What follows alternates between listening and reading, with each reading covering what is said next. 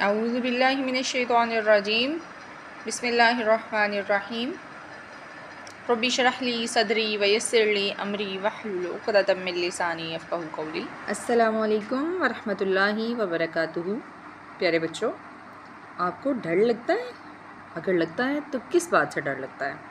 میں جب چھوٹی تھی نا تو مجھے اندھیرے سے ڈر لگتا تھا، اور میں اکیلی کمرے میں نہیں جایا کرتی تھی جب کمرے کی لائٹ آف ہوا کرتی تھی۔ مجھے ایسے لگتا تھا جیسے ابھی کوئی جن بھوت نکل آئے گا اور آ کے مجھے پکڑ کر کھا جائے گا۔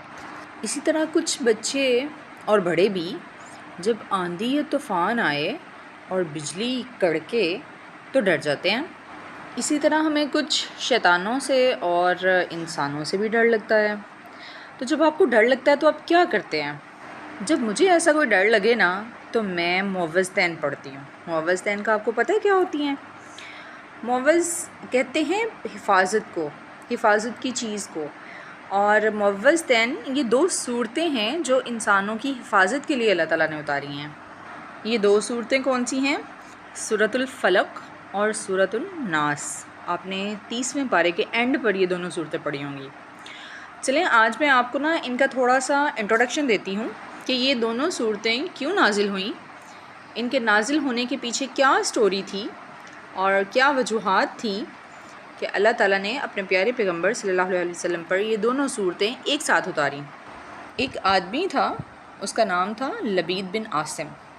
یہ یہودی تھا اور مسلمانوں اور اسلام کا بڑا بدترین دشمن تھا۔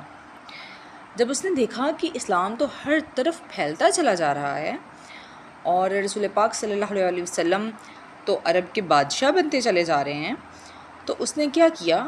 آپ صلی اللہ علیہ وسلم پر جادو کروایا۔ جادو پتہ ہے کس لیے کروایا جاتا ہے؟ کسی کا نقصان کرنے کے لیے۔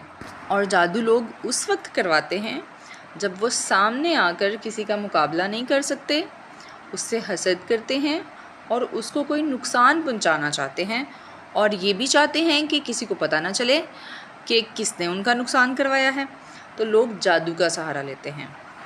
تو یہ جو شخص تھا لبید بن عاصم، اس نے اپنی بیٹیوں کے ساتھ مل کر ہمارے پیارے نبی صلی اللہ علیہ وسلم کو نقصان پہنچانا چاہا اور ان پر جادو کر دیا۔ اور ہمارے پیارے نبی صلی اللہ علیہ وسلم پر اس جادو کے اثرات کچھ اس طرح سے نظر آنا شروع ہوئے کہ ان کے سر میں درد رہنے لگا۔ اس کے ساتھ وہ بہت ساری باتیں بھولنے لگے۔ کوئی کام کر لیا ہوتا تو انہیں یوں محسوس ہوتا کہ شاید ابھی نہیں کیا۔ ہمارے پیارے نبی صلی اللہ علیہ وسلم اس معاملے میں بہت پریشان تھے۔ ایک دن وہ سو رہے تھے کہ نیند میں دو فرشتے آئے۔ ایک ان کے سر کی جانب کھڑا ہو گیا اور ایک ان کے پاؤں کی جانب کھڑا ہو گیا۔ اب جو سر والا فرشتہ تھا نا، اس نے پوچھا ان کو کیا ہوا ہے، یعنی ہمارے پیارے نبی صلی اللہ علیہ وسلم کو کیا ہوا ہے؟ تو جو پاؤں کی سائڈ پہ فرشتہ تھا اس نے جواب دیا کہ ان پر جادو ہوا ہے۔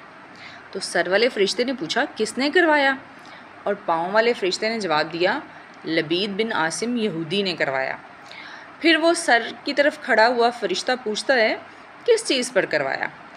تو جو پاؤں کی سائڈ والا فرشتہ تھا اس نے بتایا کہ کنگھی کے کچھ دندانے لیے گئے، یعنی جو کنگھی جس کے ذریعے وہ اپنی داڑھی مبارک کے بال سنوارا کرتے تھے اور اپنے سر کے بال سنوارتے تھے، اس کنگھی کے کچھ دندانے لیے گئے اور ایک رسی لی گئی، اور اس رسی کے اندر 11 گرہیں لگائی گئی، اور اس کے بعد لبید نے ہر گرہ کے اندر ایک سوئی داخل کی، اور پھر یہ جو جادو کا سامان تھا سارا، اس کو کھجور کے پھل کے غلاف کے اندر لپیٹا، اور ایک کنواں تھا پانی والا، پرانا کنواں تھا جہاں سے لوگ پانی لیا کرتے تھے، اس کنویں کے اندر ایک پتھر کے نیچے اس نے ان سب چیزوں کو دبا دیا۔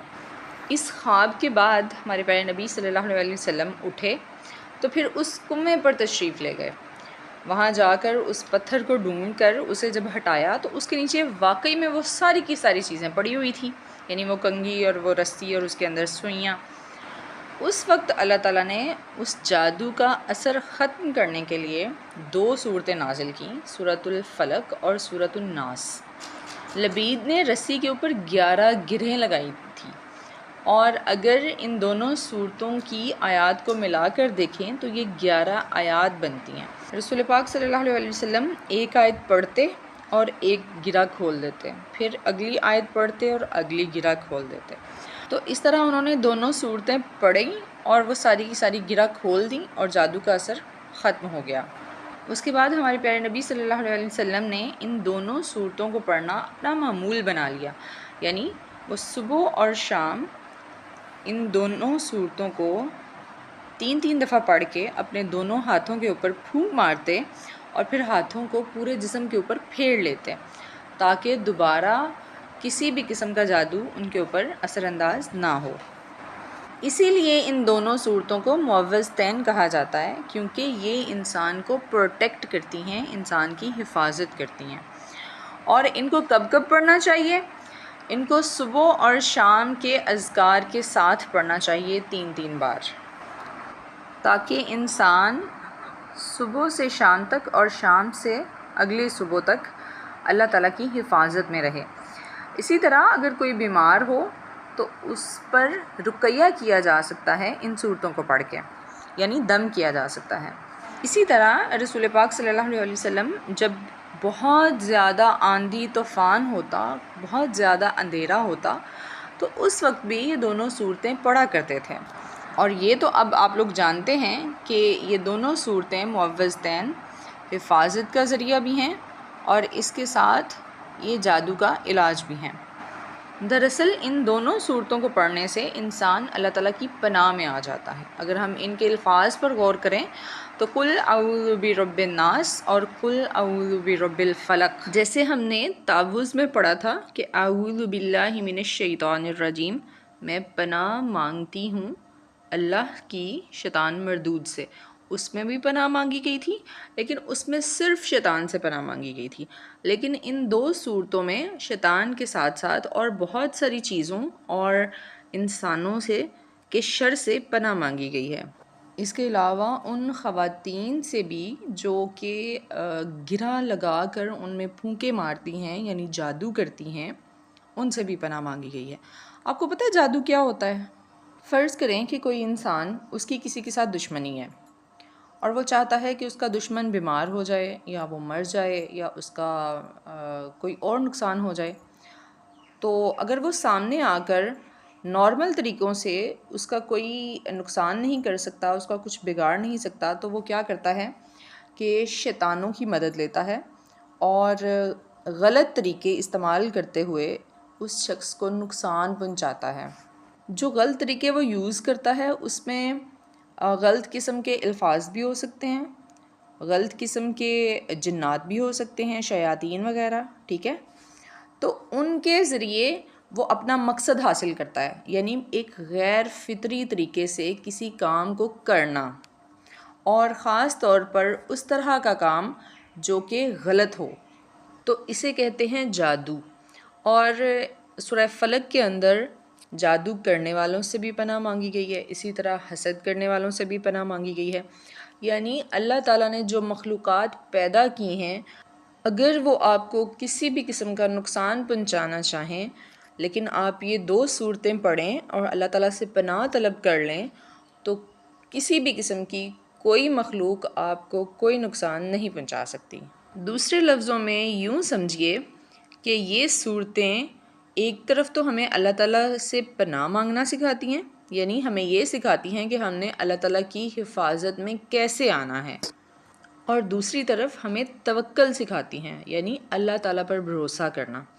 یعنی ہمیں کسی بھی قسم کے نقصان کا اندیشہ ہو، کوئی خطرہ ہو کہ کوئی انسان، کوئی جن، کوئی اندھیرا، کوئی آندھی طوفان ہمیں نقصان پہنچائے گا، تو ایسی صورت میں ہم صرف اللہ تعالیٰ سے حفاظت کی دعا کریں اور اللہ تعالیٰ پر ہی بھروسہ رکھیں کہ وہ ہماری حفاظت کرے گا. اور جب اللہ تعالیٰ حفاظت کرے گا تو پھر کسی اور کی کیا مجال ہے کہ وہ ہمیں نقصان پہنچا سکے. اور ویسے بھی اللہ تعالیٰ کہتے ہیں کہ لوگوں سے نہ ڈرو، صرف اور صرف مجھ سے ڈرو.